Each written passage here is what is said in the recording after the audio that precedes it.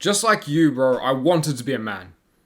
And you may not realize this, but whenever we had those physical tests at school or at work, we had this natural desire to prove ourselves, to prove that we are competent. Why? Because for thousands of years, we have been doing these trials and tribulations to prove that we are capable, to prove that we are a strong young man. That has been stripped away from us. Now we just have a bunch of guys in our generation. A bunch of video game playing, porn addicted, Netflix binge watching pussies. Not men. Although I'm only 17 years old, here are 3 things that I'm trying to do that I see in masculine men that separate them from everyone else.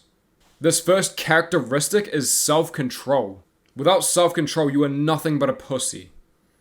You are the product of your urges, impulses, and emotions. These people that I just described are the modern day men. Hedonistic, depressed, sad, and lonely. You need to keep in mind that there's different kinds of self-control. There's self-control in the emotional way. Learn about stoicism and the fact that if you are feeling a way, that should not affect how you act. If you miss your ex, you do not go back to her. If you want to cry, you get up and work anyways. Now, I know people are going to call me, toxically masculine, but when you are not doing what you need to do and prioritizing how you feel over those things, then you will lose to the person who acts regardless. Yes, there is a time and place to cry, but it's not when shit needs to be done. Full impulse control is included. Not being addicted to anything, having 0 bad habits, or getting as close as possible to that. Not scrolling through TikTok, not playing video games. Not saying, just one more episode of Netflix. Not jacking off to porn 3 times a day. This also means to say no to things. Do you want to have a drink, bro? Nah, I'm good. I don't drink. This second characteristic is something that I cannot really describe that much, but it's this masculine presence. You've seen those people when they walk into a room, they're dressed nice and everyone starts looking at them. You've seen those people that walk in public and they just attract eyes. Everyone's looking at them because they're a fucking man and they know it. Of course, the confidence aspect is there, but I think it's more than that. But I've broken this down into 3 things, apart from confidence, obviously. The first one is to have an attractive body. If you get a fat guy in a suit and a bodybuilder in the exact same suit, it will absolutely prove the quote, it's not the suit that makes the man, it's the man that makes the suit. When you have a decent physique, people naturally respect that. You don't just wake up in the morning and accidentally build a 6-pack. That takes work. And it also brings this type of presence that nothing else can. The second is obvious, but it's how you carry yourself. The way you dress says a lot about you and your posture. Keep in mind your posture 24/7. Your ass should be to the back of your seat. Legs maybe a little bit wide. Actually sit like a masculine man and you'll tend to act more masculine. It's the small things that you need to consciously improve on that people pick up on. They may not realize it, but they see you with shit posture. Third is meditation. It's this mental presence, the awareness. Now, of course, some people don't need to meditate, but we have been fucked from birth.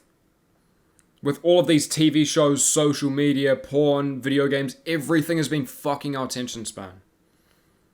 So the way to reverse that is to gain this presence, to be living in the moment. It's raining outside, but I'm not distracted. Dogs are barking, I'm not distracted, I am talking to you.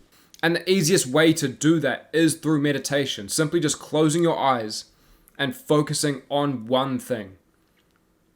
It could be you're tensing your muscles, just like one finger at a time, or like your calves, or just like that one nostril hair that you can feel.